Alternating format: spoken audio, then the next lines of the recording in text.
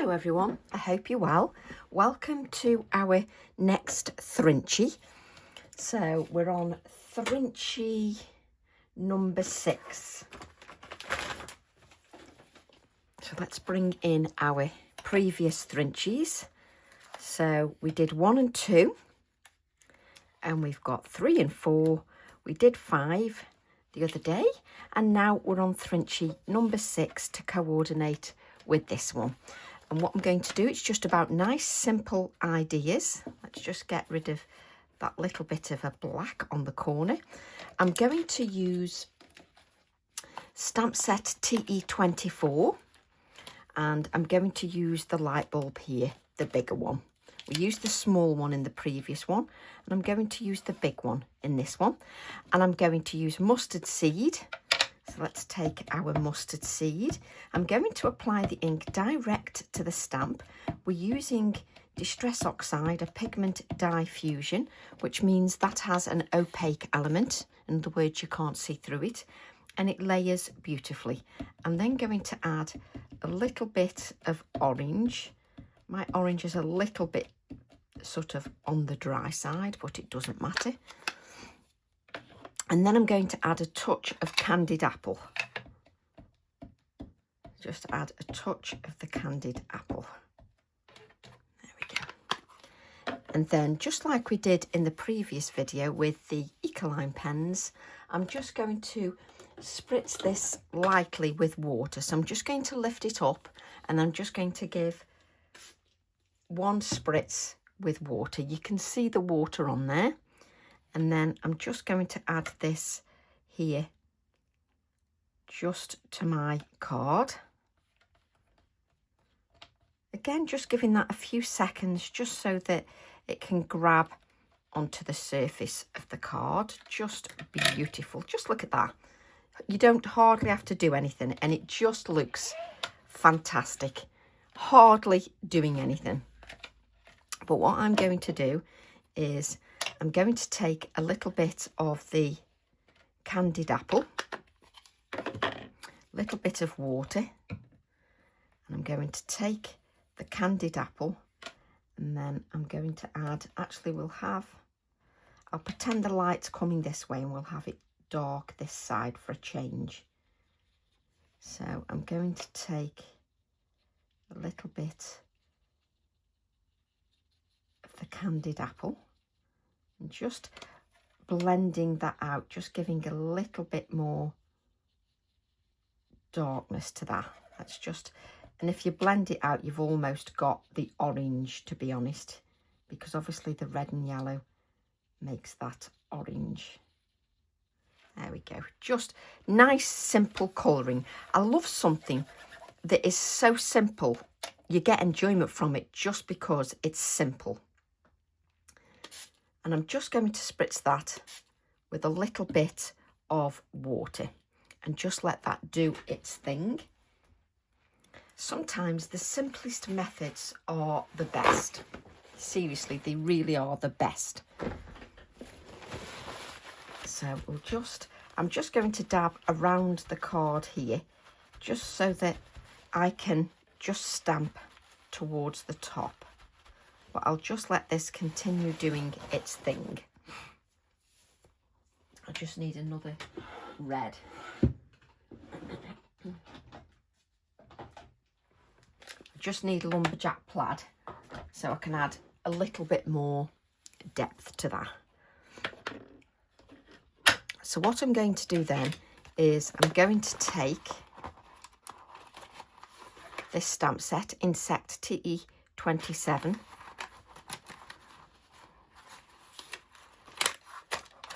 Spend more time fighting with the plastic than anything else.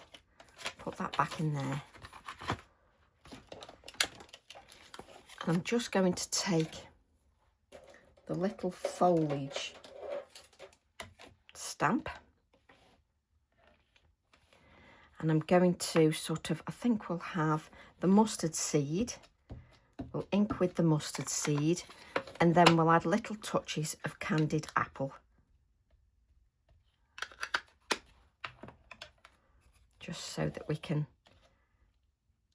add a little bit of the grounding. I think I'll make this one just completely candied apple.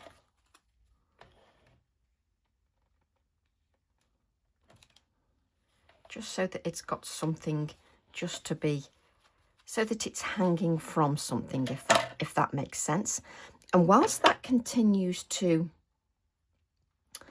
just dry a little bit and continue to keep reacting, I'm just going to leave that a little bit longer. And then I'm going to take TE32 because I love adding little critters. I just love them. Absolutely love them. So which one are you? Yes, we want that one. So I'm going to use the little pheasant. And I'm going to use black ink. And I love the fact that you can just have a little creative time. It doesn't have to be too complicated. You can still be pleased with the results. It doesn't have to be mega complicated. So I'm just going to add the little pheasant here, just to, as if that's looking at the light bulb. Let me just wipe my fingers. I'm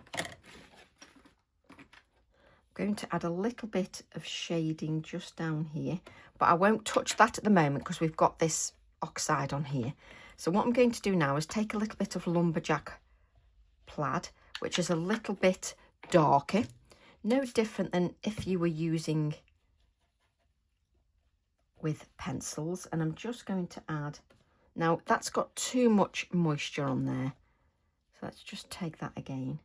And obviously there is moisture in the card as well, which I've not dried, I've left it as it is. And what I'm doing is I'm just sort of dabbing that on so that it's got a little bit more depth, just so it's got a darker edge. And you can pretend your light's coming from this way, or you can pretend your light's coming from that way. I'm just going to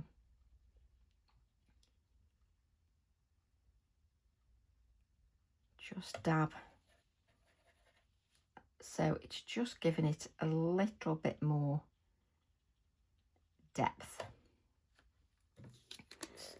And we'll just rinse that out, and we can just blend this out a little bit. There we go. Let's wipe that up. And then, so that we've got no harsh lines, let's just rinse our brush, just so that it's not got the dark colour on there. We're going to take the mustard seed. I love sort of yellows for adding brightness to a design. So I'm just going to bring in a little bit of the yellow, just to add a little bit more to that brightness. And because I've got moisture on my brush, it still continues to react and give that oxide effect. Let's wipe our brush, just clean it, because it's got all that pigment in there. So before I sort of react this, we just want to make sure that the brush is completely clean. Obviously, if you've got a jar of water, it's a lot quicker. But I don't tend to have many jars of water here, just because I know I'll knock it over. So let's just add a little bit, just so that he's grounded a little bit. You don't want him to just be sitting there. And then I'm going to take a little bit of Morning Mist Versifying Clay. And then I'm going to take my background stamp, TE11, which is Background Elements. Let me just see if I've got a scrap of card.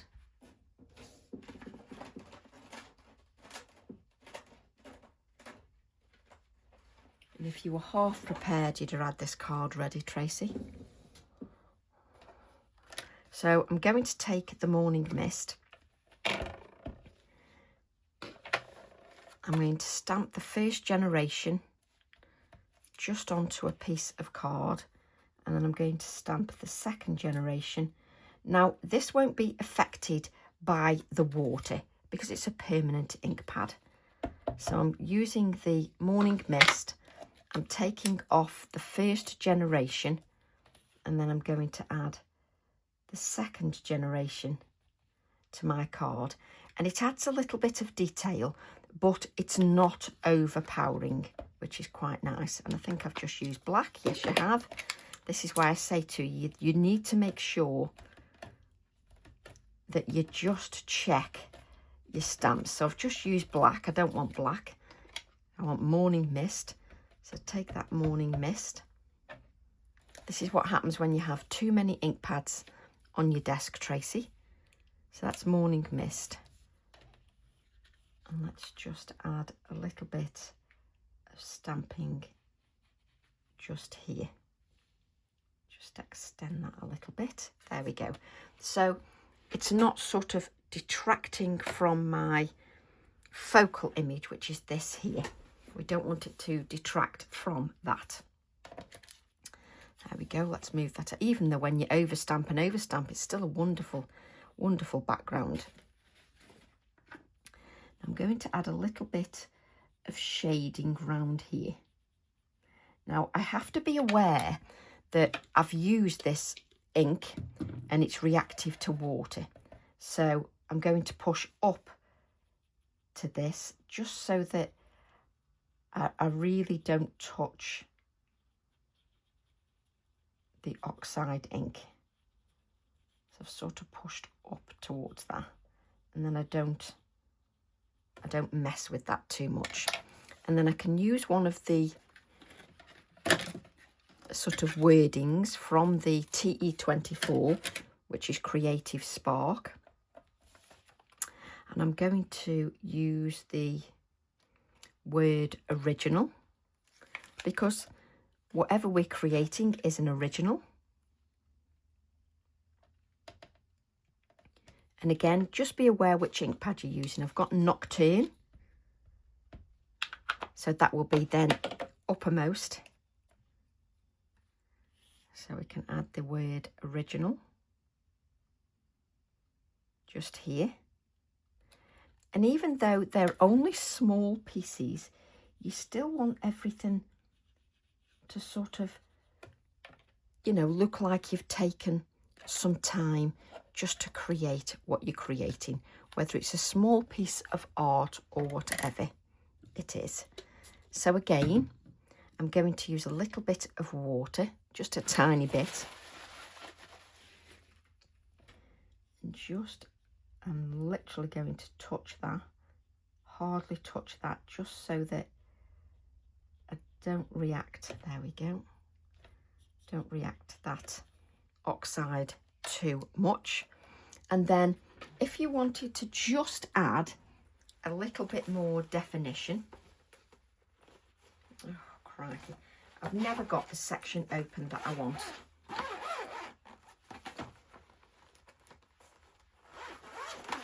That's what goes of tidying up for you. Right, I can use a little bit of Scarlet Lake Prismacolor pencil. However, you can't go straight onto here with Prismacolor pencil without giving it a dry. There's just no way, because you're going to break down the card and you'll end up tearing the card because you've got that moisture in there. So just give that a little bit of a dry. Now, you don't have to do this. I'm just showing you stages how you can take it a little bit further. So you can just add a little bit more definition to your light bulb, just with a little touch of pencil work, just to give that a little bit more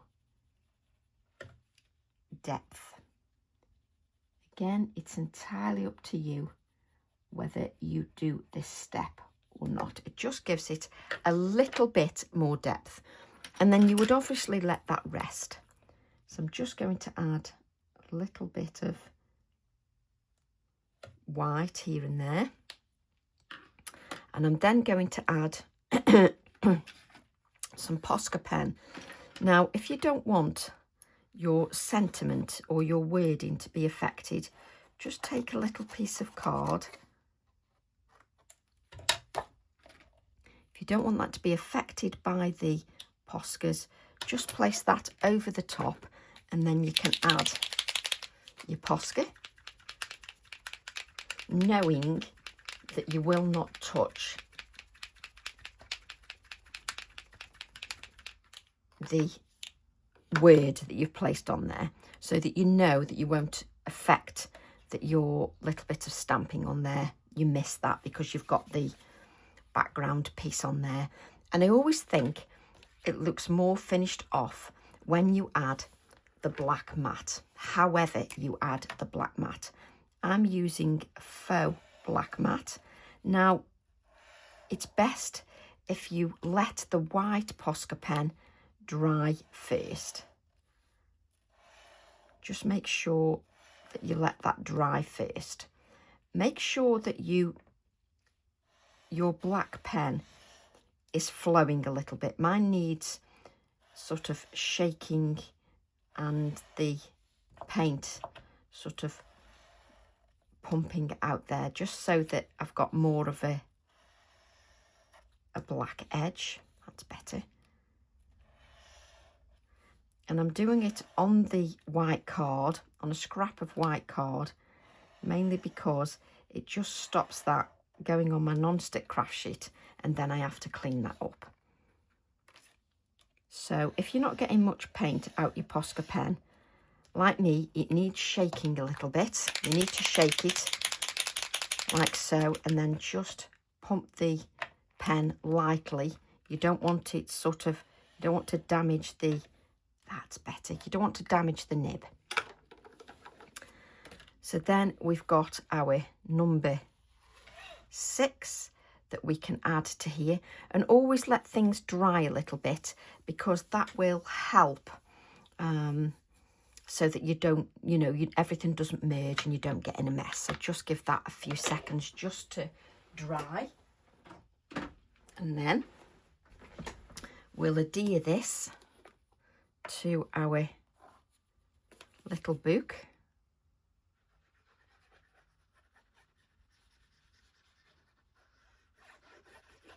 There we go. So we'll just adhere that to the little book. And I always spend a few minutes just getting that right.